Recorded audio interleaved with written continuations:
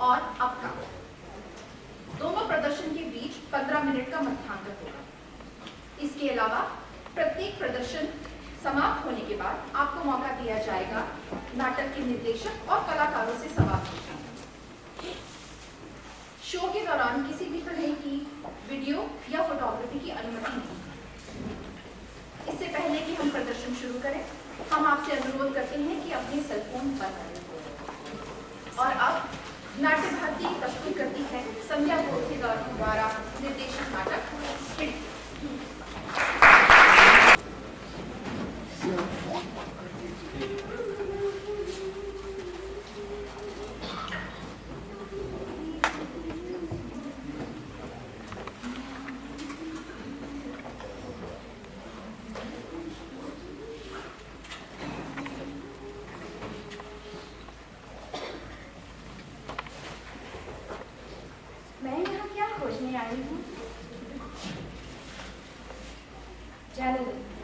सामने आज का अखबार दिखाई पड़ रहा है। आज का क्रॉसवर्ड सुलझाना रह गया, वही सुलझाती हूँ। शायद सुलझाते सुलझाते याद आ जाए कि मैं यहाँ क्या ढूंढने आई थी। एक बाएं से दाएं ऊंचा एप्लीकेंट पुरानी 3 अक्षरों में। चिराग, ये तो बहुत ही आसान है। मुझे क्रॉसवर्ड सुलझाना बहुत अच्छा लगता है। पहले तो वक्त नहीं मिलता था, पर आजकल बिना भूले सुलझाती हूँ। तो बाएं से दाएं धीरे धीरे का समानार्थी 2 अक्षरों में पहला अक्षर हो।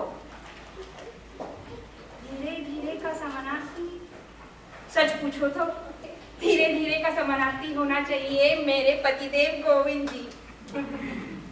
एक बात कहूँ, आजकल शादी ब्याह में ज्यादा जाना नहीं होता, पर किसी ने इनका नाम मराठी रिवाज के अनुसार पहेली में लेने के लिए कहा तो मैं कैसे कहूंगी। थक गई हूँ चलते चलते बस 7 कदम ही, 4 बाएं से दाएं धीरे धीरे जैसे गोविंद जी। छंद कुछ ठीक जमा नहीं, पर पहले मैं ऐसी पंक्तियां बहुत अच्छी तरह से बना लेती थी। किसी के भी शादी ब्याह में सारे रिश्तेदारों का नाम जोड़कर मैं कविता बना लेती थी। जब भी फटाफट सूझते थे, काम से वक्त निकालकर मैं लिखती भी थी। है तो 4 बाएं से दाएं धीरे धीरे। अब थोड़ी देर पहले मैंने कहा धीरे धीरे के लिए समानार्थी है गोविंद जी। मजाक की बात छोड़ दीजिए, गोविंद जी का हर काम धीरे धीरे ही होता है। मतलब पहले धीरे धीरे होता था, अब तो जैसे सब कुछ ठप हो गया।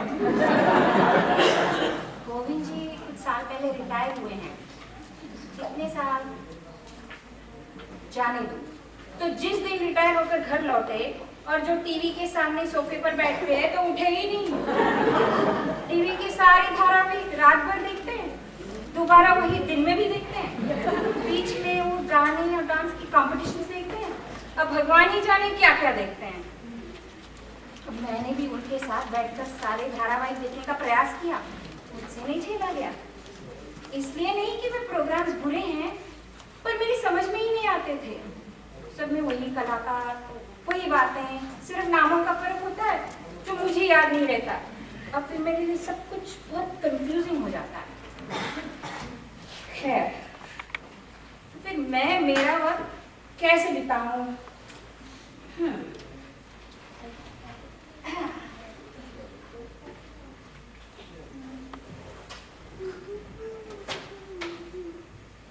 अब ऐसे मेरे 3 बच्चे हैं, जयंत, माधव और सुनीता। जयंत और माधव अमेरिका में रहते हैं। कुछ दिन थोड़ा थोड़ा वक्त दोनों के पास रहकर आई हूँ, पर वहां जाने पर भी वही बात। बच्चे सारा दिन घर के बाहर, गोविंद जी अपने टीवी के सामने सोफे पर, और मैं फिर से घर में अकेली। सुनीता कानपुर में रहती है। इसके बारे में क्या कहूँ, इसने तो सारे संबंध ही तोड़ दिए हैं। इन बच्चों के पास आजकल फोन करने तक को वक्त नहीं है। हम अभी भी जिंदा हैं, ये शायद भूल गए। ऑफिस की कुछ सहेलियां हैं मेरी। पहले हमारा पिछली पार्टी का ग्रुप भी था, हर गुरुवार को मिलते थे। पर आजकल कुछ ऐसे हो गया है कि मिलने पर उनके पास बातचीत के लिए दो ही विषय, एक उनकी बीमारियां और दूसरा किसका किसके साथ क्या चल रहा है। अब मुझे तो कोई बीमारी नहीं, मैं हट्टी कट्टी हूँ। और फिर किसकी लड़की किस लड़के के साथ बिना शादी किए रह रही है, इसमें मुझे जरा भी दिलचस्पी नहीं।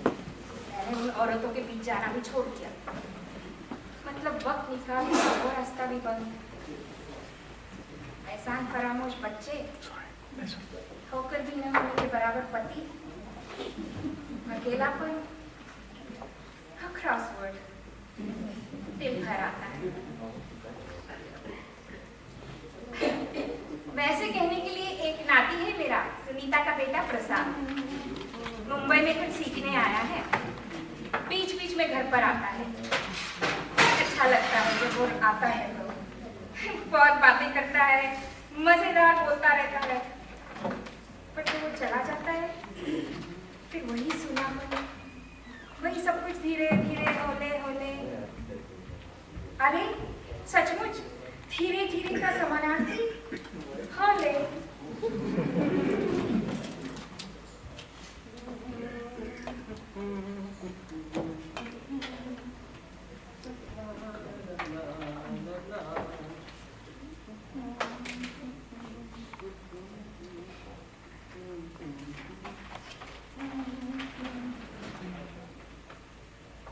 जब मैं सोचता हूँ कि बचपन की कौन सी बात सबसे अच्छी थी, तो मुझे लगता है कि उस वक्त हम कुछ सवालों के जवाब बहुत अच्छी तरह से दे पाते थे। जैसे तुम बड़े होकर क्या बनोगे? जब कोई ऐसा सवाल पूछता था तो उसके बहुत सारे इंटरेस्टिंग जवाब मेरे पास होते थे।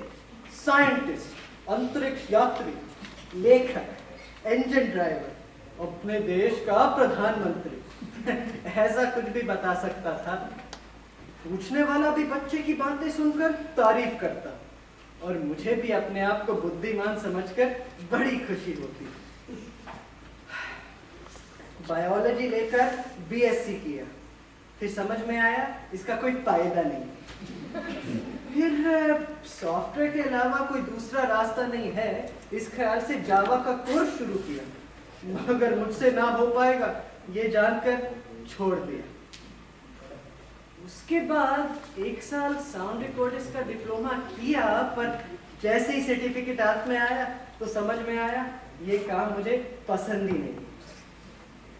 फिर एक एनजीओ में 1 साल काम करके सोशल कमिटमेंट और साथ ही पैसा कमाने की कोशिश की। Actually I felt that I'll gain some confidence while working for the weaker section, पर ऐसा कुछ हुआ नहीं। और अब मैंने मुंबई यूनिवर्सिटी में जर्नलिज्म के कोर्स के लिए एडमिशन ली है। पर फिलहाल मैं क्या कर रहा हूँ, इस सवाल का ये जवाब सुनकर सवाल करने वाले के मन को शांति नहीं मिलती। They throw many suggestions like journalism की एग्जाम खत्म होने के बाद मुझे क्या करना है, इसकी सारी प्लानिंग पहले ही करना जरूरी है। सबको ये पता होता है कि प्लानिंग कर करके कुछ नहीं होता, और कोई भी डिग्री पा लेने पर भी हम एजुकेटेड अनएम्प्लॉयड हो ही सकते हैं। फिर भी मुझे परेशान करने में कोई कसर नहीं छोड़ती। मेरे साथ वाले लोगों से मेरी ज्यादा बनती नहीं, और इसीलिए शाम के समय मैं किसी अड्डे पर जाकर ना बैठते हुए अपने ही कमरे में खड़ा कपड़ों को इस्त्री कर रहा हूँ। लेकिन एक बात तो पक्की है, जो मैं जर्नलिज्म का कोर्स कर रहा हूँ वो मुझे बहुत पसंद आ रहा है। मुझे लगता है कि मैं अच्छा पत्रकार बनूंगा। वैसे तो एक जगह है मेरे पास जाने के लिए, मेरी नानी का घर। बस मेरा नानी कहना उन्हें पसंद नहीं। Somehow she feels older if I call her नानी। हम सब उन्हें बड़ी माँ कहते हैं। उनके घर जाना मुझे अच्छा लगता है। सही कारण ये है कि वो मेरी जिंदगी के बारे में ऑकवर्ड सवाल नहीं पूछते। ऑन द कॉन्ट्ररी, अगर मैं कहूँ कि क्या करूँ, मेरी समझ में नहीं आ रहा है, तो वो मुझसे कहती है चिंता मत करो, हर चीज का अपना समय होता है, फिर सब अपने आप ठीक हो जाता है। ये सुनकर मुझे अच्छा लगता है। जिसे जिंदगी का इतना बड़ा अनुभव है, वो जब ऐसा कहती है तब आई फील कॉन्फिडेंट सचमुच सब अपने आप ठीक हो जाएगा।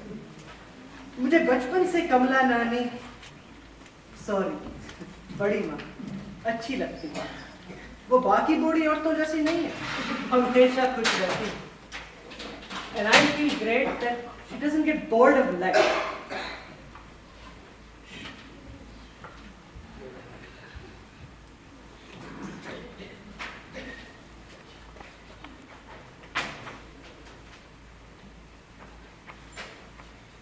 ये मेरी और गोविंद जी की शादी की फोटो। उन दिनों कितनी खुशी झलकती थी उनके चेहरे पर। जब मुझे पहली बार देखने आए थे तब हंसे ही जा रहे थे। जब मैंने गाना गाया तो सबने तालियां बजाई, पर ये तो हंसते ही रहे। मेरी समझ में नहीं आ रहा था कि इसमें हंसने की कौन सी बात थी। अब टीवी के सामने सोफे पर बैठा हुआ साल में एक आध बार हंसने वाला यही है। ये किसके फोटो है? ये तो जाना हुआ नहीं लगता। शायद अनजान लोगों की फोटो किसी ने इस एल्बम में गलती से लगा ली है। कभी बैठकर इन्हें अच्छे से निकालकर अलग कर दूंगी।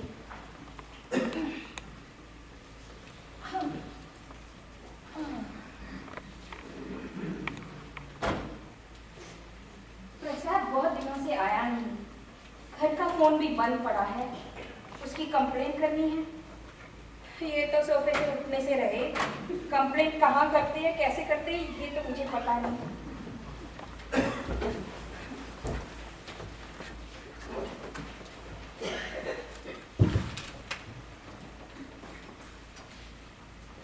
प्रसाद कह रहा था मोबाइल फोन ले लो। उसने अपना पुराना मोबाइल फोन भी इस्तेमाल करने के लिए दिया था, पर इसमें तो सब कुछ छोटे छोटे अक्षरों में लिखा हुआ रहता है। किसके बाद क्या दबाना है मुझे याद नहीं रहता। मैं उसे उसका फोन लौटा दूंगी।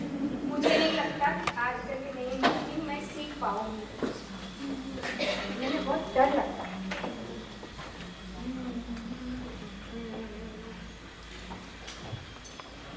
आजकल बड़ी माँ का वक्त नहीं कटता, इसलिए वो अपने सभी करीबी लोगों को खत लिखना चाह रही है। और ऐसा ठीक भी है, पर उनकी उम्र के कारण उनका हाथ कांपता है। इस वजह से उनकी लिखावट कुछ ऐसी हुई है कि वो खुद भी नहीं पढ़ पाते। इसलिए आजकल मैं जब भी वहां जाता हूँ वो मुझसे खत लिखने के लिए बिठा देती है। मुझे ये बिल्कुल अच्छा नहीं लगता। इसका कोई उपाय ढूंढना पड़ेगा। वैसे देखा जाए तो वो कंप्यूटर में टाइप कर सकती हैं। पहले वो टाइपिस्ट की नौकरी करती थी। लिखते वक्त उनका हाथ कांपता जरूर है, पर कीबोर्ड पर वे टाइप कर पाएंगे ऐसा मुझे लगता है। बट कंसीडरिंग हर एज, वो कंप्यूटर सीखने के लिए मना ही करेंगे। मैंने कितनी बार कहा, पर फिर भी वो आज तक मोबाइल खरीदने के लिए राजी नहीं हुई। कहती हैं मुझे ना तो किसी को फोन करना होता है, ना ही मुझे किसी के फोन आते हैं। अब मेरी एग्जाम भी नजदीक आ गई। माँ का फोन आया था सवेरे इस बारे में। तो पढ़ाई कैसे चल रही है ये पूछने के बजाय परीक्षा के बाद आगे क्या करने की सोची है। इस तरह का सवाल माँ कैसे पूछ सकती है। मैंने तो गुस्से में फोन रख ही दिया।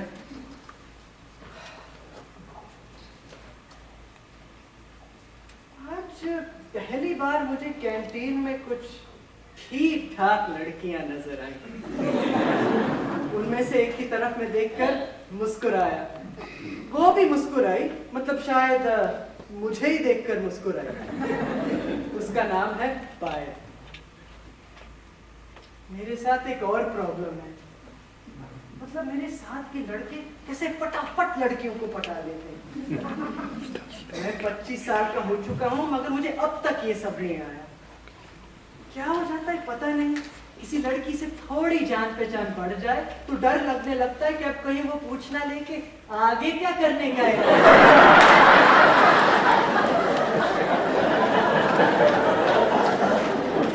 और इस डर की वजह से मैं उससे मिलना ही बंद कर देता हूँ। This can't go on. इस लड़की से पहचान बढ़ानी होगी। देखे क्या होता है यार।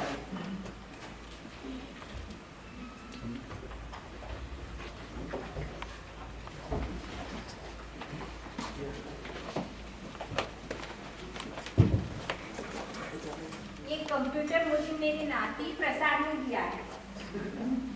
पहले तो मैं इसके लिए मना करने वाली थी, पर जब गोविंद जी ने प्रसाद से कहा हमें इसकी जरूरत नहीं, तो केवल इनका विरोध करने के लिए मैंने भी कहा मत सुनो, मुझे चाहिए कंप्यूटर।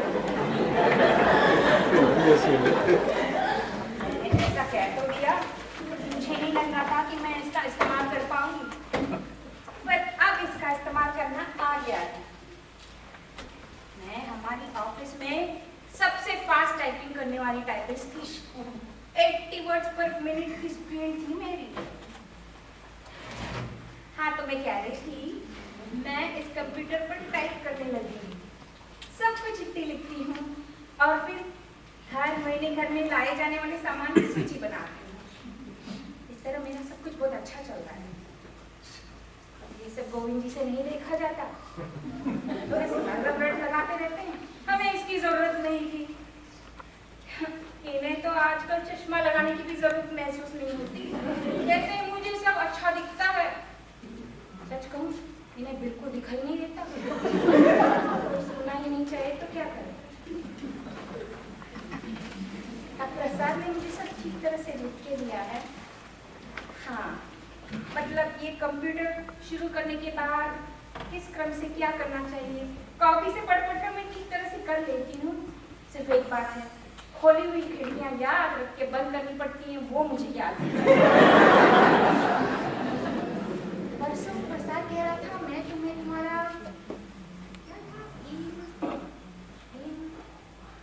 ईमेल का पता बना देता हूँ।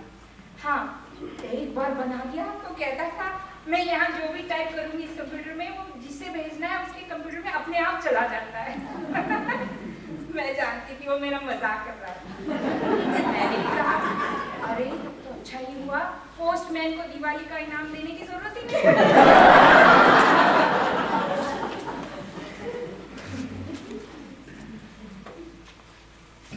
पर फिर दिवाली में करने की आखिरी बात भी खत्म हो जाएगी।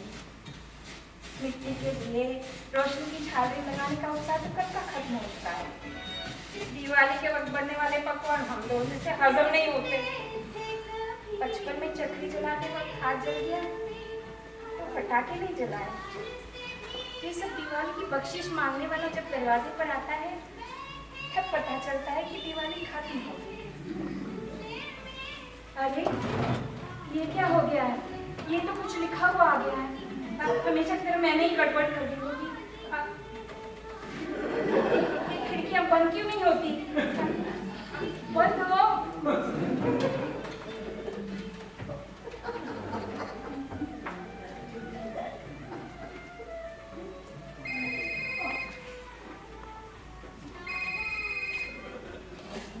अरे बड़ी माँ का फोन, जरूर प्रॉब्लम हुई होगी। हेलो बेटे, मैंने कंप्यूटर को हाथ भी नहीं लगाया पर कुछ लिखा हुआ आ गया। बिजली चली गई होगी। नहीं तो रेडियो चालू है। मैंने कहा ना मुझसे नहीं होगा ये खोलना और बंद करना। सुनो, एक बार माउस हिला के देखो, आया स्क्रीन? हाँ, अब आया। पर तुम जरा आते तो अच्छा रहता। सब कुछ लिख देने के बाद भी आप गड़बड़ी क्यों करती हैं? मैं कल आऊंगा। ऐसा भी क्या जरूरी टाइप करना है कि एक दिन देरी से फर्क पड़ जाएगा। चलो बाय।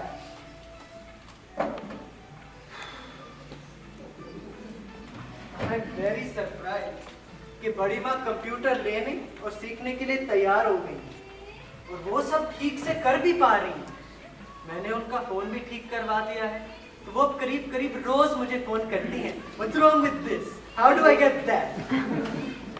वैसे तो मैंने सब स्टेप बाय स्टेप उन्हें लिख कर दिया है, पर वो एक ही समय में बहुत सी विंडोज ओपन करती हैं और फिर कंप्यूटर हैंग हो जाता है।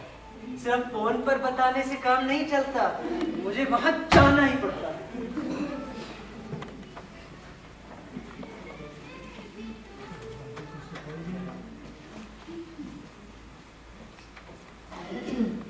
अब मैंने तय किया कंप्यूटर पर काम करते हुए गड़बड़ी ना हो, इसलिए एक वक्त में एक ही खिड़की खोलूं। पर अच्छा बात है, ऐसे कैसे इस कंप्यूटर में टाइप किया हुआ खत दूसरे के कंप्यूटर में चला जाता है। वाह। फिर भी मैंने प्रसाद के कहे के अनुसार ईमेल का पता बना लिया। KAMALA1579@gmail.com। मेरी पहचान के जितने भी लोग थे उन सबको खत भेजा और मुझे एक दो ने ही जवाब दिया, छोटा सा। शायद लोगों के पास जवाब लिखने का वक्त ही ना हो, या फिर मुझे चिट्ठी लिखने की किसी की इच्छा ना हो। फिर भी इस ईमेल के कारण मैं अब इंटरनेट का इस्तेमाल करना थोड़ा थोड़ा सीख गई हूँ। हाँ, माउस हिलाकर नीले रंग के ई अक्षर पर जाना, माउस के बाईं तरफ का बटन को 2 बार लगातार फटाफट दबाना। ऐसा करने पर इंटरनेट की खिड़की खुल जाती है। इस खिड़की की एक तरफ हम होते हैं, दूसरी तरफ सारी दुनिया। मुझे तो इस खिड़की से देखने में ज्यादा मजा आता है, क्योंकि मेरे घर की खिड़की से बाहर देखने से उल्टी आती है। बिल्डिंग की सारे लोग कचरा नीचे फेंकते हैं, जो कि नुक्कड़ पर ही कचरे का डिब्बा है, उस पर कुत्ते बैठकर दिन भर गंदगी फैलाते हैं। उससे तो ये खिड़की काफी मनोरंजक है।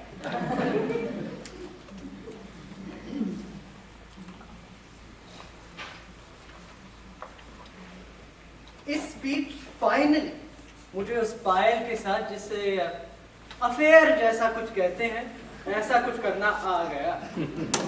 आजकल हमारा मिलना जुलना काफी बढ़ गया है, इसलिए बार बार बड़ी माँ के यहाँ जाने के लिए मुझे वक्त नहीं मिल पाता। मैंने इस बारे में अब तक किसी से कुछ नहीं कहा है, लेकिन बड़ी माँ को मैंने सब कुछ बताया है। उन्हें मेरी ऐसी तरक्की जानने में बहुत इंटरेस्ट होता है। इस मामले में she is quite contemporary compared to others. इसलिए आजकल मैं जब भी वहां जाता हूँ तो पहले आधा टाइम कंप्यूटर ठीक करने में और बाकी का मैं और पायल कहाँ कहाँ गए थे ये सब बताने में बीतता। मैं बचपन से उन्हीं के साथ बड़ा हुआ, मतलब माँ और उनका वो फेमस झगड़ा होने तक माँ मुझे काम पर जाते समय उनके यहाँ छोड़कर जाती। झगड़ा दरअसल किस कारण से हुआ ये मुझे किसी ने नहीं बताया आज तक, पर माँ गुस्से से बाहर आई और बोली, ये बात मैं जिंदगी भर नहीं भूलूंगी। और उसके बाद they haven't talked to each other। लेकिन नाना जी कभी कभी माँ को फोन करते हैं। मुझे तो ये समझ में नहीं आता कि मैं उनके साथ कैसा बर्ताव करूं। पिछली बार उनकी टीवी के कांच पर काफी धूल जमी थी, इसलिए मैं पोंछ रहा था, तो वो एकदम से मुझ पर बरस पड़े, बोले दूर हो जाओ, मेरे और टीवी के बीच में खड़े मत रहो। नाना जी ज्यादा बात नहीं करते, मगर जब करते हैं तो अक्सर चिढ़कर बोलते हैं। मेरी माँ ने ये गुण उनसे ही पाया होगा।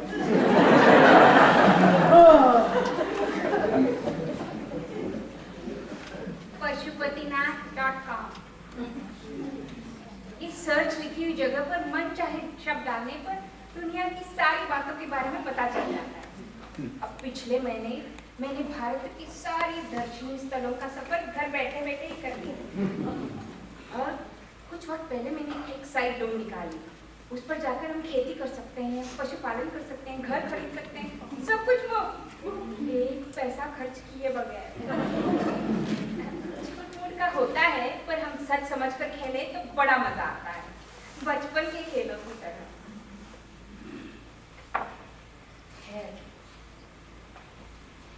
एक बार यूं हुआ कि मैं ऐसा ही कुछ सर्च कर रही थी, तो अचानक इतनी सारी नंगी औरतों की तस्वीर दिखाई दी। मैं इतनी घबरा गई फिर प्रसाद ने लेकर दिए हुए निर्देश बोलकर मैंने पावर का बटन ही बंद कर दिया। बाद में 2 दिन तक मैं कंप्यूटर के पास जाने से घबराती रही। और अब इस इंटरनेट की खिड़की से देखने की आदत हो गई है। फिर धीरे जुटाकर मैंने जाके कंप्यूटर दोबारा चालू किया।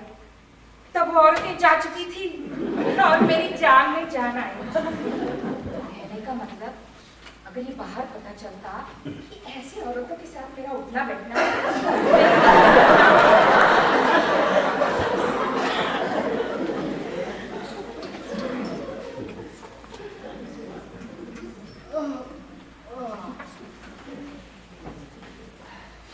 आजकल बड़ी माँ सभी बातों में गोलमाल करने लग गई। और एग्जाम्पल कल अचानक वो बोली कि शादी के तुरंत बाद वो मुंबई आई ही नहीं, और मेरी माँ के जन्म के बाद वो मुंबई आई। और मेरी माँ के जन्म के लिए उन्होंने शिरडी में मन्नत मांगी थी जिसे पूरा करना रह गया था। मैंने कहा ऐसा नहीं है, मन्नत आपने नहीं मेरी माँ ने मेरे लिए मांगी थी, और आप शादी के तुरंत बाद मुंबई आ गई थी। तो एकदम से चिढ़कर बोली जोर से, मुझे अपनी जिंदगी की बातें ज्यादा मालूम है या तुम्हें? मैंने फिर उनसे कोई बहस नहीं की।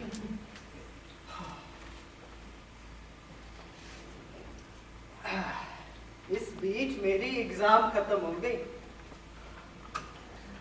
फॉर्चुनेटली मुझे लगता नहीं कि मैं पास होने वाला हूँ। मैं फॉर्चुनेटली इसीलिए कह रहा हूँ कि अब एग्जाम खत्म होने के बाद एटलीस्ट फॉर सम टाइम कोई मुझसे ये नहीं पूछेगा कि आगे क्या करने का इरादा है। जिन सब्जेक्ट्स में मैं पास नहीं हो पाया उन्हें दोबारा देने के लिए जमकर पढ़ाई कर रहा हूँ। बस इतना कह दिया कि बात खत्म।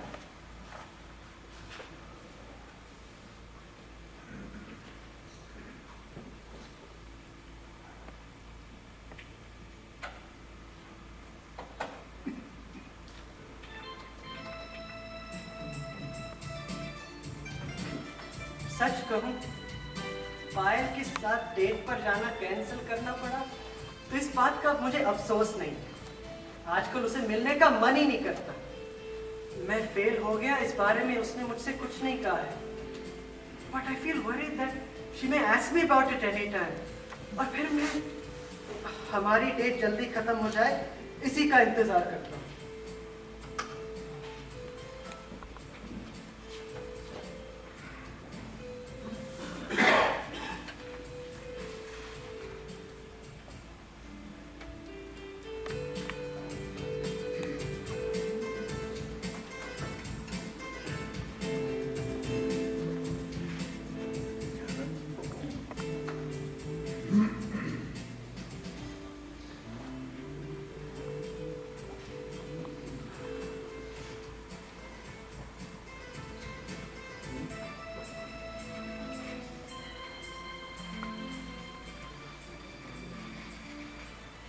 इस बीच माँ मुझसे मिलने आई थी और बड़ी माँ के यहाँ गई भी नहीं। माँ ने सिर्फ इतना कहा, वो ठीक है ना? मैंने कहा बड़ी माँ feels very lonely this days, और अगर तुम उनसे मिलोगी तो उन्हें अच्छा लगेगा। पर माँ बहुत जिद्दी है, उसने मेरी एक ना सुनी। मैंने कहा कि बड़ी माँ वेरी लोनली, आप उनके पास जाओ। तो माँ ने कहा कुछ बातें मैं भूल ही नहीं सकती। आखिर मैंने चिढ़कर कहा कि ऐसा क्या हुआ है तुम दोनों के बीच तो तुम कभी भूल ही नहीं सकती? माँ ने कहा वो तुम्हें जानने की जरूरत नहीं है।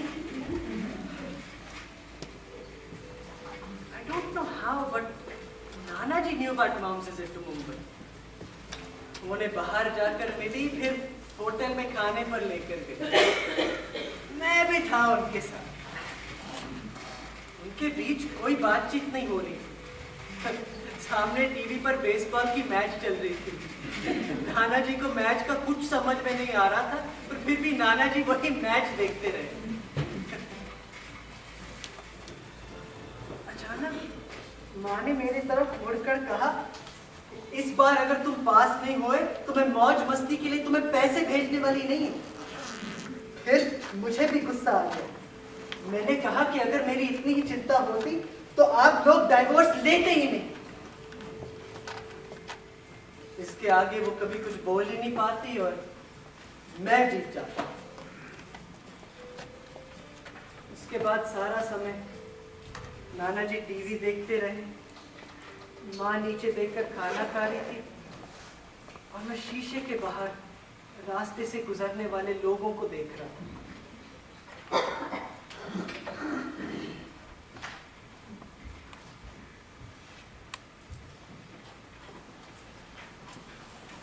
एक बात तो पक्की है, चाहे जो भी हो जाए, मैं कितनी भी ऊब जाऊं, मैं खिड़की के पास जाकर बाहर देखते हुए नहीं बैठूंगी। बचपन से मेरे मन में हमेशा एक ख्याल आता था कि हमारी पड़ोस में रहने वाली जानकी दादी हर वक्त उनकी खिड़की के सामने ही क्यों बैठी रहती थी। कोहनी के नीचे एक तकिया लिए वो वहां बैठी रहती थी और बाहर देखती रहती थी। पुरानी बातें अब बहुत याद आने लगी हैं। माँ की और मेरी बातें जैसे कल ही हुई हो, सब याद आती हैं। मैंने कल बैठकर ये सब लिख ली है। प्रसाद को पढ़ना ही होगा, हमेशा बोलता रहता है भूल जाती हो, भूल जाती हो। तो माँ दिए की बाती बना रही थी, मेरी तरफ देखकर बोली, उनसे बातचीत करने के लिए कोई भी नहीं है। बच्चे घर के बड़े हो गए हैं और बाहर चले गए हैं। इस उम्र में कुछ काम भी तो नहीं होता। उनके पति उनसे भी बूढ़े हैं और कभी भी स्वर को सिधार सकते हैं। बेचारी और क्या करें। जब इंसान जिंदगी भर कुछ काम करता रहता है और जब अचानक वो सब बंद हो जाता है तो उसके अंदर एक खालीपन आ जाता है। कुछ लोग इस खालीपन को किसी भी तरह से भर नहीं पाते और फिर अंदर ही अंदर उनका दम घुट जाता है। मतलब उनके आसपास के लोगों की निगाह में तो वो जिंदा होते हैं, पर खुद के लिए कल के मर चुके होते हैं। मैंने उनसे कहा, मैं तुम्हारी बात नहीं समझ पा रही हूँ, पर तुम जो बता रही हो वो खालीपन क्या इस तरफ बाहर देखते रहने से भरेगा? माँ कुछ बुदबुदाई, कुछ अजीब ढंग से हाथ हिलाए और फिर मुझे लगा जैसे उसके गालों पर आंसू लुढ़क आया। अचानक बोलने लगी, जानकी दादी और उनकी तरह खिड़की में बैठने वाली सभी औरतें जीवन का थोड़ा सा अंश मांगती हैं। फिर वह कहीं दूर से मिलने वाला इतना सा अंश क्यों ना हो। बाहर की दुनिया से जुड़े रहने की उनकी कोशिश जारी रहती है। नीचे से गुजरने वाला कोई गर्दन उठाकर भी उनकी तरह देख ले तो उन्हें जीने का सहारा मिल जाता है। माँ ऐसा ही कुछ आगे भी कहती रही। हालांकि उस वक्त वो सब बातें मेरी समझ में नहीं आई, पर एक बात मैंने पक्की ठान ली थी कि जब मैं बूढ़ी हो जाऊंगी तब मैं खिड़की के पास खड़े होकर बाहर देखते हुए नहीं बैठूंगी।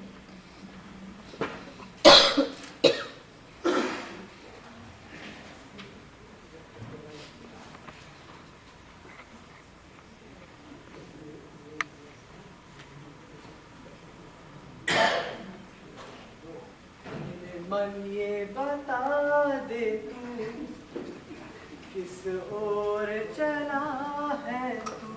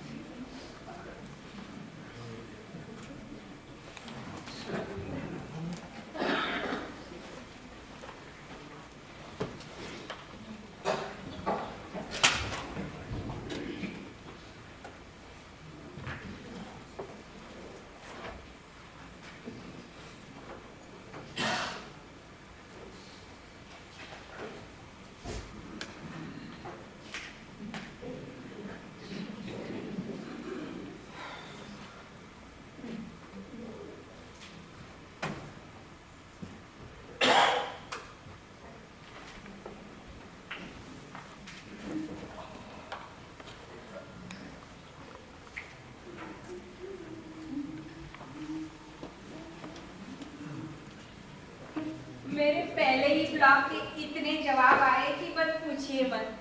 फिर उन सबको जवाब लिखते लिखते मेरा काफी समय बीत गया। ब्लॉगिंग में अच्छी बात यह है कि आपने जो लिखा और किस किस ने उस पर क्या क्या कहा है, ये सब हमारी नजरों के सामने हमेशा रहता है।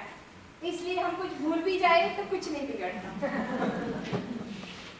प्रसाद कह रहा था, अपने बारे में ऐसी बातें बताओ जो जवान लोगों को अच्छा लगे और उन्हें तुमसे बात करने का मन करे। प्रसाद अपने कानों में बताता रहता है, मैं उन्हें अपनी बातों में मिला देती हूँ, बना देती हूँ नया ब्लॉग। बड़ा मजा आ रहा है। आजकल मैं हमेशा भूल जाती हूँ कि मैंने अपना चश्मा कहाँ रख दिया। अब मुझे उसकी आदत नहीं हुई है ना, इसलिए। ये देखो, मिल गया। आजकल 40 की उम्र में ही लोगों को चश्मा लगने लगा है, पर मुझे इतनी जल्दी लग जाएगा इसका मुझे अंदाजा नहीं था। ऑफिस की औरतों से भी कागज रखना होगा। जब से मुझे टाइपिंग का सर्टिफिकेट मिला है, सब जलती हैं मुझसे। पर मुझे कोई चिंता नहीं है, मेरे बॉस मुझ पर खुश हैं। हमेशा कहते रहते हैं, कमला जी आप इसी तरह अपनी टाइपिंग स्पीड बढ़ाती रही ना, तो आपको देने के लिए हमारे पास सर्टिफिकेट्स ही नहीं बचेंगे।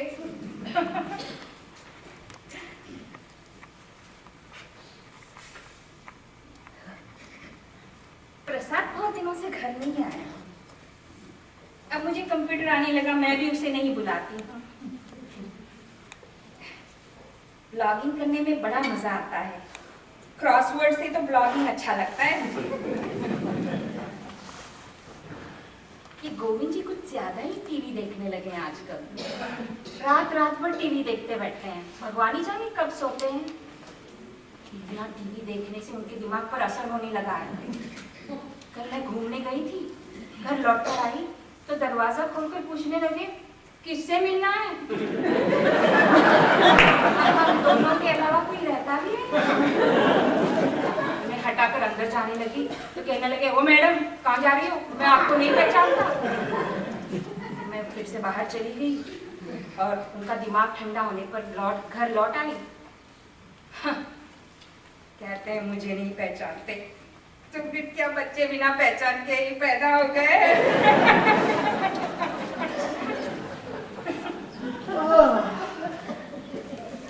संडे को मैं बड़ी माँ के घर गया था उनका जन्मदिन सेलिब्रेट करने के लिए। मैं केक लेकर गया था और बड़ी माँ ने हमेशा की तरह आलू बड़े बनाकर रखे थे। नाना जी सोफे से उठे भी नहीं। आजकल वो अपने आप से ही बड़बड़ाते रहते हैं। मैंने आलू बड़ा खाना शुरू किया। चोक उसमें बहुत मिर्च थी और सारे आलू कच्चे थे। बड़ी माँ को बुरा ना लगे, इसे जितना हो सके मैंने अपना चेहरा नॉर्मल रखा और कॉफी के घूंट के साथ बड़े को निगलने की कोशिश की। पर कॉफी भी इतनी बकवास लग रही थी कि पूछिए मत। कॉफी जरा ठीक लगे इसलिए उसमें शक्कर मिला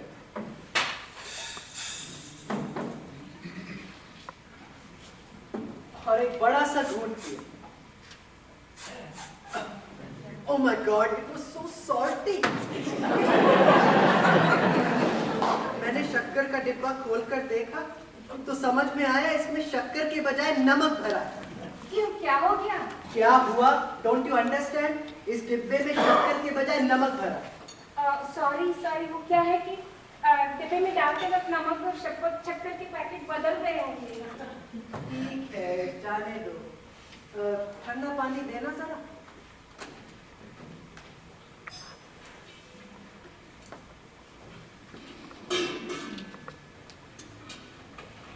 आपने आखिरी बार किराने का सामान कब लाया था?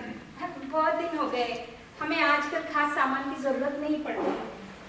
सामने वाले होटल में बार बार जाके खाना खा लेते हैं। क्यों?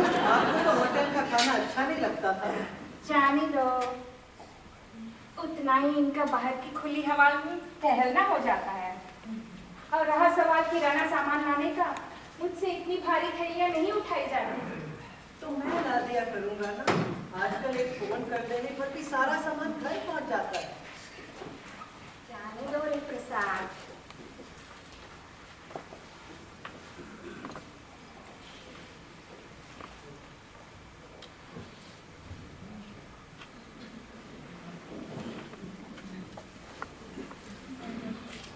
ब्लॉग नंबर 14, 12 सितंबर। माधव और मेरा प्यार अब रंग लेने लगा है। कल अचानक उसने मुझसे कहा, मेरे घर वालों और दोस्तों को तुमसे मिलना है। वैसे तो मुझे ये बात कुछ पसंद नहीं आई, पर उससे पुराना लड़के ने मैंने हाँ कर दी। फिर सब जमा हो गए। वे मुझे कभी चलकर दिखाने के लिए कहते, तो कभी गाने के लिए। कमाल के लोग थे।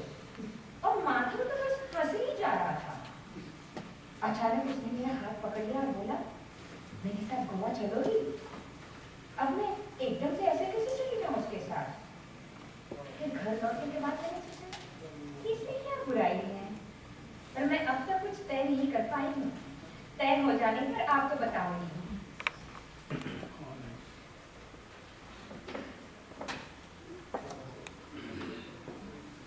माँ, बड़ी माँ के घर कल जो भी हुआ, it is not an exaggeration.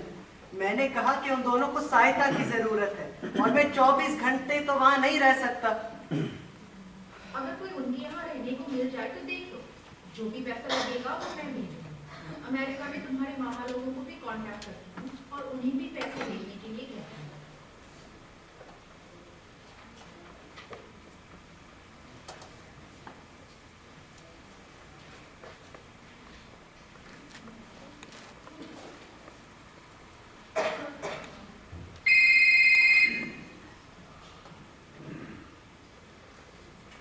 Blog number 15, 20 सितंबर।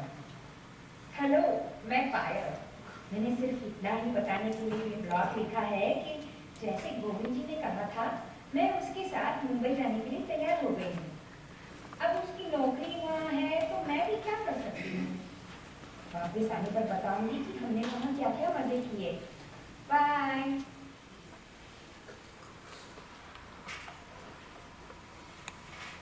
जैसा कि माँ ने सुझाया था, मैंने किसी ऐसी लड़की की तलाश शुरू की जो दिन भर बड़ी माँ के साथ रह सके। मुझे एक ऐसी संस्था के बारे में पता चला जो लोगों को दूसरों के यहाँ काम करने के लिए भेजती है। मैं वहाँ गया। उन्होंने बताया कि भारती नाम की लड़की ये काम करेगी और वो कितना पैसा लेगी ये भी बताया। मैंने उसका बायोडेटा भी पढ़ा। मुझे पता चला कि उसको बुजुर्ग लोगों की देखभाल करने का अच्छा अनुभव है। वो पिछले 6 सालों से ये काम कर रही है। I thought she would be reliable. जब वो मुझसे मिलने आई, मुझे अचानक awkward लगा। What if she asked me, तुम खुद ही अपने नाना नानी के साथ क्यों नहीं रहते? अगर उसने मुझसे ऐसा सवाल पूछा होता, तो मैं क्या जवाब देता? आजकल मेरा कॉलेज जाना भी नहीं होगा। जिन पेपर्स को रिपीट करना है, उनके पढ़ाई के लिए रूम पर ही रहता हूँ। बड़ी माँ के घर में बेडरूम खाली पड़ी है, वहां जाकर तो मैं रह ही सकता हूँ। मेरा सिगरेट पीना, शराब, सब कुछ वो जानती है, उसकी भी कोई दिक्कत नहीं होगी। तो फिर मैं वहां जाकर रहने के बारे में क्यों नहीं सोच रहा हूँ? पर मुझे अचानक लगा कि माँ को गैर जिम्मेदार कहने का मुझे कोई हक नहीं। पर मैं भी क्या करूं? I can't handle my own life, तो बाकी लोगों की क्या मदद करूंगा? फॉर्चुनेटली उस लड़की ने, भारती ने ऐसा कोई भी सवाल नहीं पूछा जिसका मुझे डर था। उसने बस कुछ जानकारी ली, जैसे पहले दोनों कहाँ काम करते थे, उन्हें किसी चीज से एलर्जी है क्या, फिलहाल किसी मेडिकेशन पर है क्या, और उसे हफ्ते में कब से कब तक आना होगा, वगैरह वगैरह। फिर हमने ऐसा तय किया कि वो हफ्ते में 3 दिन बड़ी माँ के घर के कामों में उनकी सहायता करेगी।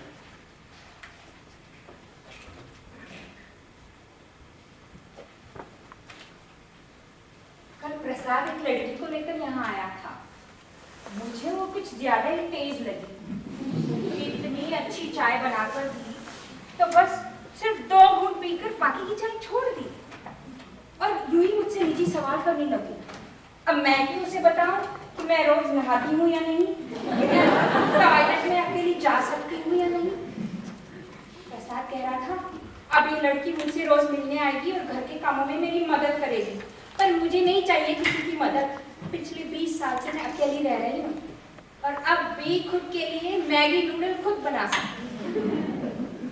बस प्रसाद से मैं प्यार करती हूँ और उसका दिल दुखाना नहीं चाहती, इसलिए इस लड़की को मेरे घर में आने की इजाजत दी। हाँ।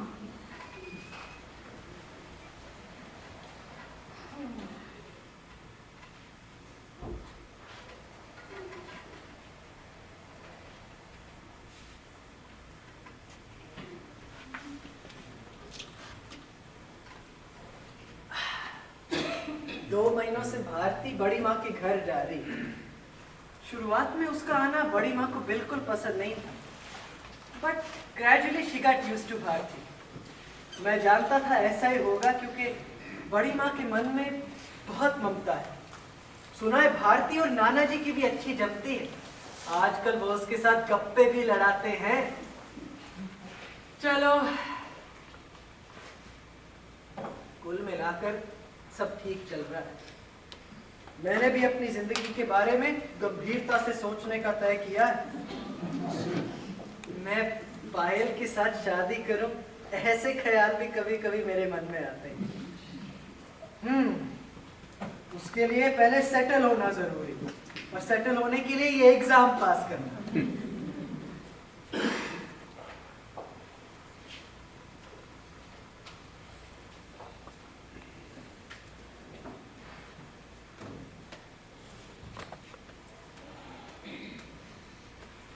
गोविंद जी का बर्ताव आजकल बहुत तकलीफ देने लगा है।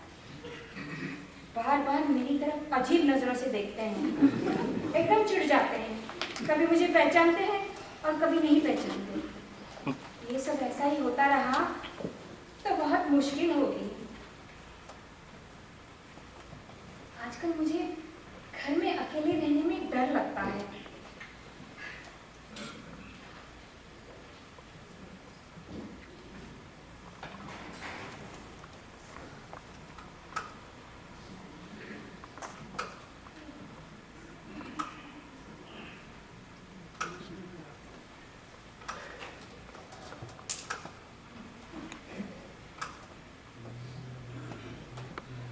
These days Payal and I don't meet। ऐसी कोई खास बात नहीं हुई, पर उसने अचानक मिलना बंद कर दिया। Then what do I do?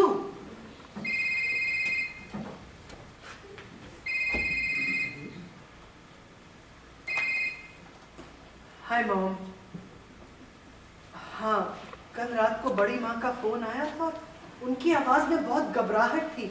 वो कह रही थी नाना जी बहुत वायलेंट हो गए हैं, एकदम भड़क उठते हैं, वो मुझे मार डालेंगे, तुम तुरंत यहाँ आ जाओ। मैं तुरंत वहां गया तो मैंने देखा कि घर का दरवाजा खुला ही था और बड़ी माँ सीढ़ियों पर बैठी थर-थर कांप रही थी। मैं उन्हें अंदर के कमरे में ले गया और अंदर के कमरे में नाना जी आराम से खर्राटे भरते हुए सो रहे थे। बाहर निकला तो पड़ोस के अंकल ने कहा कि अपनी नानी को संभालो, वो किसी के भी घर में घुस जाती है और कहती है ये मेरा घर है। I just don't know whom to believe, माँ, मैं बहुत कंफ्यूज हो गया हूँ। जब मैंने नाना जी से पूछा कि उन्होंने बड़ी माँ के साथ झगड़ा क्यों किया, तो वो मुझ पर बरस पड़े, बोले वो झूठ बोल रहे हैं। I really just don't know whom to believe। बुढ़ापे में अक्सर होता है ऐसा। The elder people do get disoriented a bit। कुछ बातें भूल जाते हैं। इन सब बातों की तरफ ज्यादा ध्यान देने की जरूरत नहीं है, पर अगर कुछ हो गया तो उनके पास किसी का होना जरूरी है। भारती से पूछो कि क्या वो पूरे वक्त उनके पास रह सकती है। जो भी एक्स्ट्रा पैसा लगेगा वो मैं भेज दूंगी। हाँ, मैंने भारती से ऑलरेडी बात कर ली है, उसने हाँ कर दी है। वो कल से बड़ी माँ के साथ रहने लगेगी। अच्छा चलो, बाय।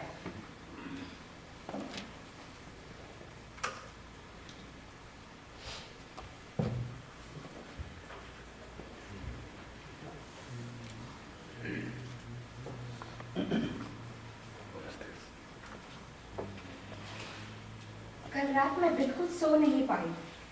बाहर से बहुत आवाजें आ रही थी और गोविंद जी जोरों से टीवी लगाकर बैठ गए। पता नहीं उस आवाज की वजह से या क्यों मुझे बहुत डर लग रहा था, इतना कि मैंने अपना सर चादर में ढक लिया और बस लेटी रही।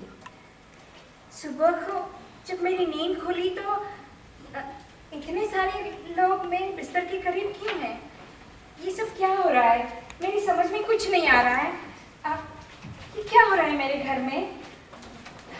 ये भारती किससे लड़ रही है किचन में? इस लड़की को जरूरत थी तो मैंने इसे जगह दी। अब ये दोस्तों को बुलाकर पार्टियां मनाने लगी है। दोस्त भी इतने अजीब, अंदर आकर कमरे में मुझे देख देख कर जा रहे जैसे मेरे दोस्त सीख उड़े हो। सच, किसी पर भी मेहरबानी नहीं करनी चाहिए।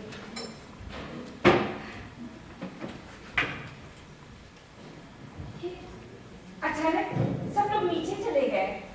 मैं भी चली गई उनके पीछे पीछे देखने की क्या हो रहा है। ये कोई पालकी ले जाने की तैयारी कर रहे थे। तब मेरी समझ में आया कि ये भारती के दोस्त नहीं बल्कि गली के गणेशोत्सव मंडल के सदस्य हैं, जो किसी तरह का जुलूस निकालने के लिए मेरे घर का इस्तेमाल कर रहे हैं। इसकी इजाजत जरूर गोविंद जी ने ही दी है। हाँ। मंडल का एक सदस्य मुझसे मिलने आया। उसे देखकर तो लग रहा था जैसे बहुत रोया हो। मैंने उसे उसका नाम पूछा। उसने कहा प्रसाद। आश्चर्य है, मेरे भतीजे का नाम भी प्रसाद है, मतलब मेरी बहन सुनीता के बेटे का। मैंने उसे ये बात बताई तो वो कुछ अजीब सा हंसा और हताश होकर गर्दन हिलाई। तो मुझे बहुत अच्छा लगा। मैं पूछने वाली थी, क्या तुम मेरे साथ खाना खाने आओगी? इतने में सबने हल्ला गुल्ला मचाया और कुछ घोषणा की। राम नाम सत्य है, राम नाम सत्य है, राम नाम सत्य है। और वो जाने लगा। कहाँ जा रहे हो? कुछ देर रुको तो।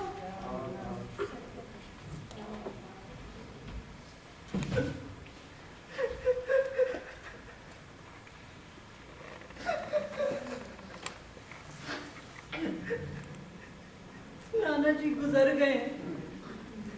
चिंता मत करो, सब ठीक हो जाएगा। अब इसके नाना जी गुजर गए ये तो बुरा ही हुआ, पर उसके लिए मैं क्या करूं? ये भारती कहीं दिखाई नहीं दे रही है। कहाँ चली गई है भारती? अरे ये भारती का दोस्त होगा जिससे उसका ब्रेकअप हो गया था और उसे मनाने के लिए दोबारा यहाँ आया होगा। इन सब बातों से मैं बहुत तनाव महसूस कर रही हूँ। मन करता है कि मैं सो जाऊं। थोड़ी देर सो लेती हूँ।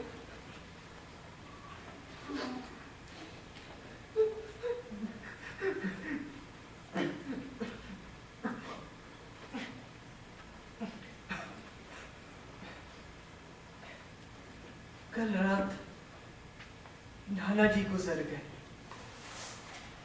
सोफे पर बैठे टीवी देखते देखते उन्हें अटैक आ गया।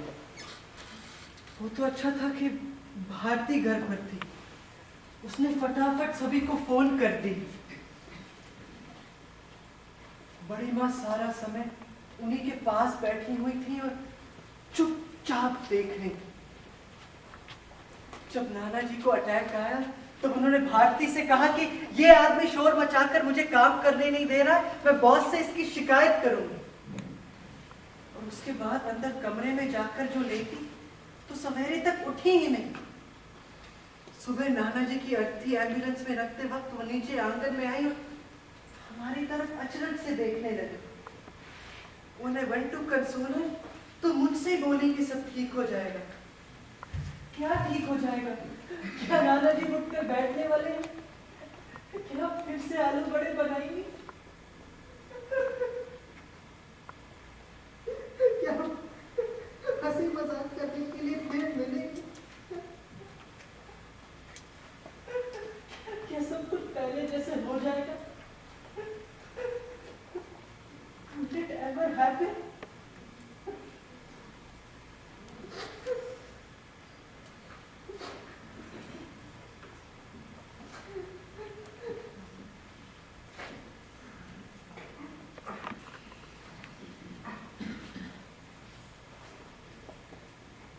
जी के जाने के बाद घर अब इतना बड़ा लगने लगा कि मेरी बचपन की यादों में था उतना बड़ा।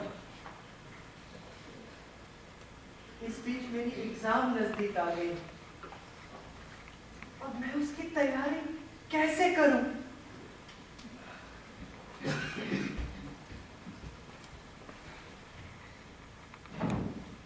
आखिरकार मेरा फ्लैट शेयर करने वाला वो आदमी फ्लैट छोड़कर चला गया। पर भारती को मेरे कमरे में सोने की इतनी आदत हो गई थी कि वो उस रूम में शिफ्ट ही नहीं हुई। पर मुझे उस आदमी पर बहुत गुस्सा है। बिना कुछ बताए ही चला गया। इतने साल हम साथ रहे हैं, पर ये एक दिन उठा, सारा सामान उठाया और कमरा छोड़कर चलता बना। जाने दे। भारती का वो पहले वाला बॉयफ्रेंड भी आया था, पर मजेदार बात यह है कि उसकी बजाय मेरे ही आगे पीछे घूम रहा था। फिर हम दोनों का छोटा सा झगड़ा भी हो गया। वो बदतमीज आदमी मेरे ही घर में खड़े होकर मुझे चुप रहने के लिए कह रहा था। मैं तो उसे बाहर करने वाली थी, पर भारती की तरफ देखकर चुप हो गई।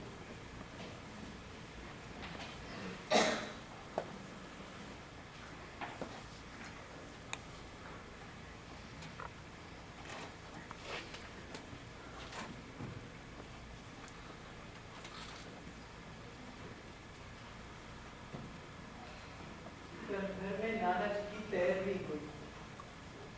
अमेरिका से मामा जी के आने का तो सवाल ही नहीं उठता था। माँ कानपुर से निकली थी, मगर कोई बहुत ही अर्जेंट काम आ जाने से आधे रास्ते से ही वापस चली गई और मुझसे कहा तुम ही सब देख लो। फिर मुझे सब अकेले करना पड़ा। इन सब कामों में भारती ने मेरी बहुत मदद की। बड़ी मास बिहेवियर was very disturbing। वो सबके बीच आराम से घूम रही थी। वो समझ ही नहीं पाई थी कि नाना जी गुजर गए हैं। वो नीचे आंगन में आई और अचानक जोर जोर से गाना गाने लगी। मैंने उन्हें चुप होने के लिए कहा तो उन्होंने कहा मैं चुप नहीं रहूंगी, मैं तो गाऊंगी।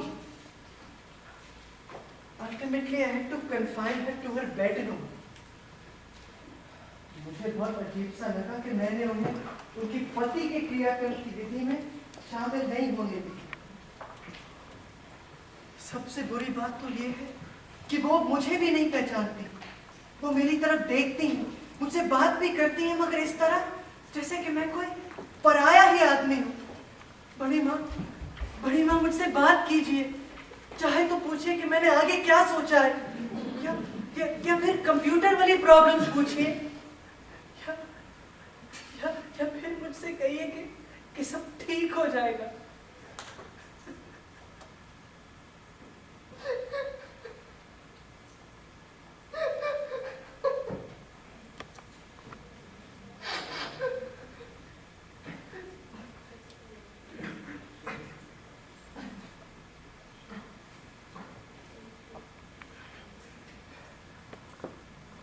I can't let her deteriorate like this। मुझे उन्हें किसी अच्छे डॉक्टर के पास ले जाना होगा। अब ये सब मैं खुली आंखों के साथ नहीं देख सकता।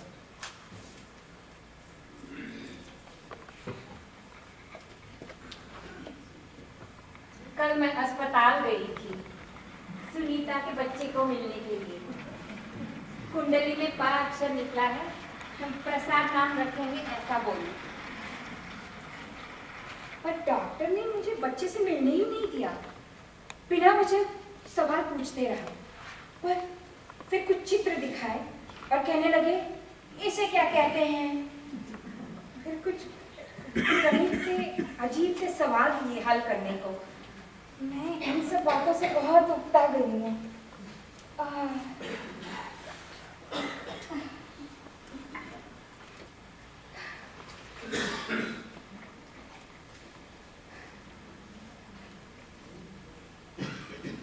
डॉक्टर के पूछे गए सवालों में से केवल 5% सवालों के वे जवाब दे पाए।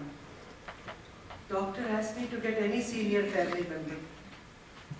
मैंने कहा ऐसा तो कोई नहीं है, जो कुछ भी है वो आप मुझे बताइए। डॉक्टर ने कहा कि बड़ी माँ को जो बीमारी हुई है उसे डिमेंशिया कहते हैं और वो करीब करीब आखिरी स्टेज में। डिमेंशिया इंसान की याददाश्त को कण कण से भुला देने वाली बीमारी है जो किसी को भी हो सकती है। फिर मेरी बड़ी माँ को ही क्यों? इस सवाल का जवाब डॉक्टर के पास नहीं था।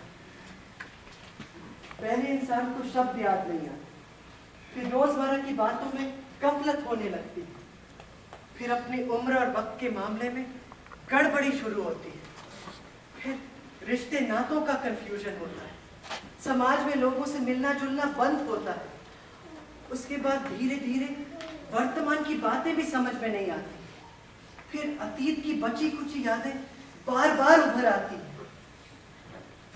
और फिर धीरे धीरे वो यादें भी मिट जाती हैं।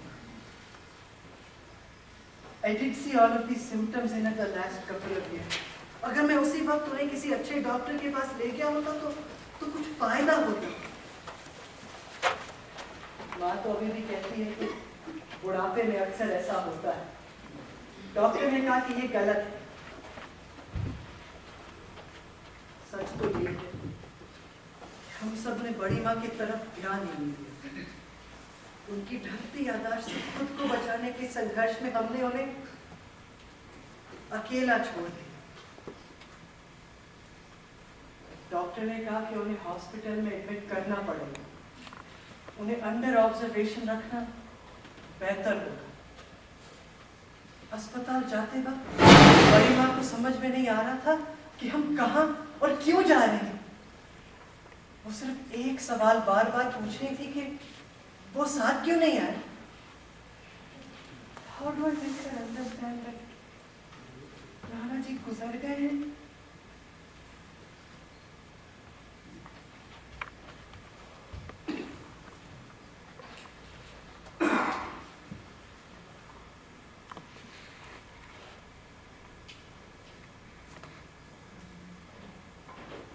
गोविंद जी को जल्दी आ जाना चाहिए।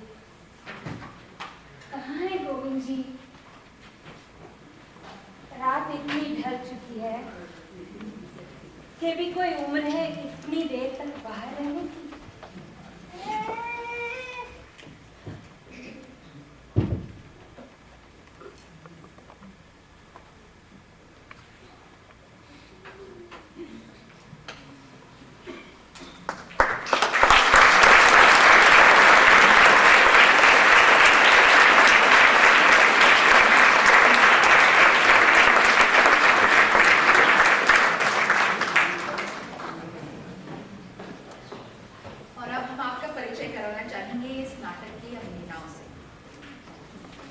मीरा नरसिंह।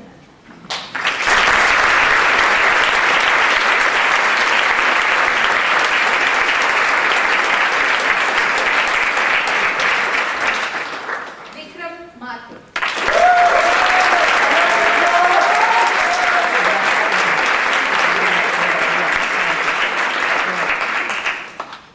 दीप्ति खोना, पुष्पा दशोत्तर, हरि ईश्वरन, चेतना गोला, यतिन गोला, आदर्श गुप्ता, हरकेश मनोजा, कृष्ण मूर्ति, दीप्ति रतन, सुबोध सेन, स्वाति सिन्हा, माधुरी सुब्रमण्यम, रेणु सूरी।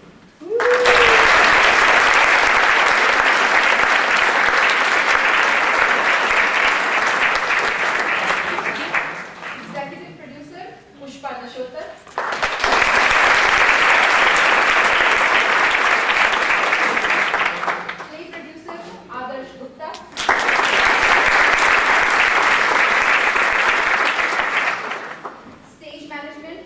माधुरी Subramaniam.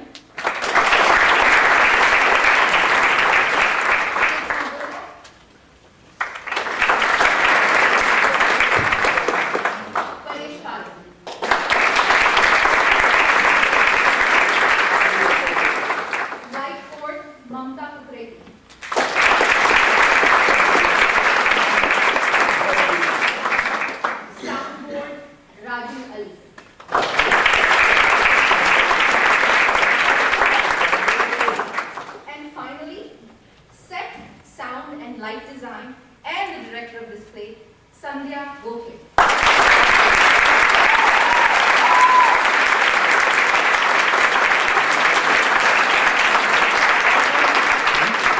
Jason of this particular theatre who helped us in all this.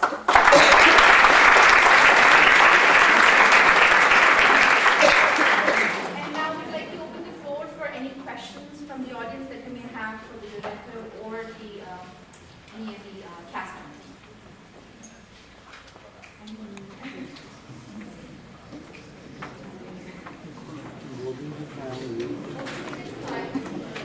Yeah, we get it.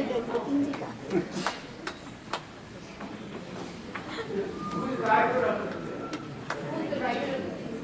It's a German play. Clemens, it's a German play. The translator, view the translation. Sort of. Any other questions? Why did you pick up a German play? I didn't understand. As opposed to why not Russian? You could have picked up any Indian or Indian play to translate it. That's what we do anyway. I thought this was a very emotional play, and it's a challenge because only two people have to carry the burden of holding the play. So we thought that we may want to experiment with that. I have nothing against German. Thank you. Yeah, I have a question for Meera Narasimhan. Did you observe somebody with dementia? Because the way you acted was so perfect. I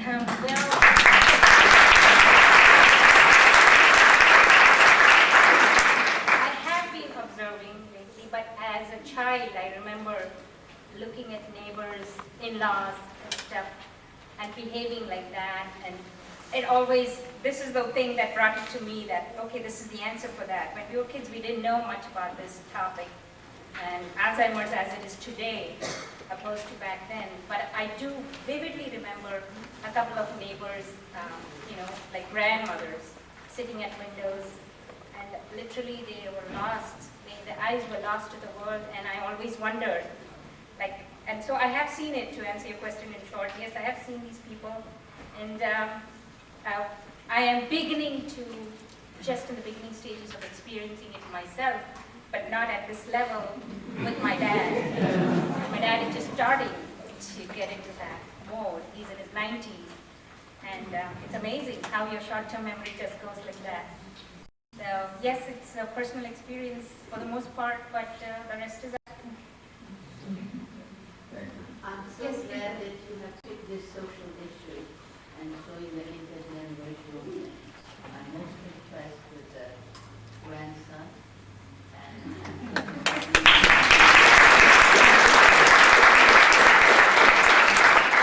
She picked it up. In a community away from India, and I was delighted to see the introduction of the young woman who comes to help. It's going to happen more and more in our community, so I'm delighted that you shared this. Thank you. Is this played in India? Yes, it's been performed in Marathi. In fact, my cousin has performed in that. The current situation in India. I'm sorry, I didn't get I'm asking this because it's quite relevant to these days. you. Sure, it's been performed. Was this a statement about the situation with mental illness in India? It has nothing to do with India. The topic is very universal, and if you see the statistics,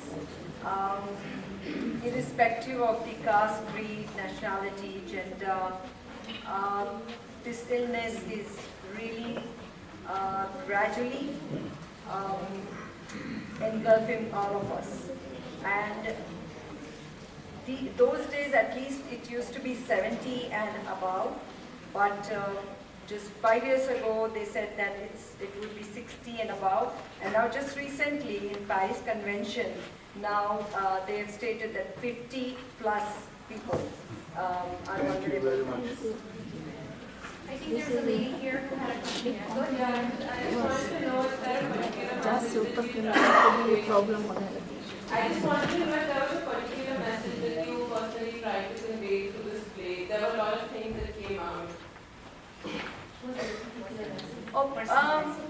Yeah, at a personal level, I mean, we do identify with the situation because we do see people around us slowly stepping into this kind of illness. My father himself had a potassium-sodium imbalance just a few months ago, and before that I had written a film called Dhusar, a screenplay called Dhusar, and Amolji made a film on that, and it was just released, and the response to that film was just so amazing, and we were delighted that the World Alzheimer's Association has endorsed our film.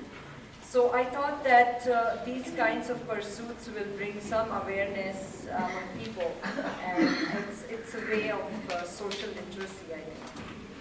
And Sandhya ji, if I may add, is a good writer, and she had a write-up after Dhusar, this movie made in Marathi, was just released before they came here a month ago. And in the write-up, there are a lot of people who responded to the movie and responded to her saying, oh, they saw their parents way back when go through this stage, but they didn't know this is what is happening. And that's a very touching statement. So people see that and then they relate and they say, oh my God, this happened in our life, but we didn't know this is the condition. We just treated like his lines, he says, we just ignored it. Oh, 2 साल से वो ऐसे ही हुई हैं, वो घूम रही हैं, तो हम सोचते नहीं. But people start relating to it. And that was a great write-up, if we can translate that. Okay, we'll take one last question. The lady up there, please go. Very good acting and direction here, but I wanted to ask, how is your experience working with amateur surveyor versus professionals in India? It's a good question. Yes, it is a challenge, I would say. Actually, acting-wise, I didn't have that much of a problem with the actors. Technically, I did have a problem because we believe in technical excellence and very perfect kind of lighting and sound design and all that. I think with the situation that the auditorium offers, or the technicians, we do. I feel that we should be much more efficient in that respect. But I think it was really, really a very delightful experience, at least for me. And Vikram and Meera, Amolji used to ask us, are you rehearsing or you're just kind of, chatting around? So I think we did okay, right? Oh, we did great. By the way,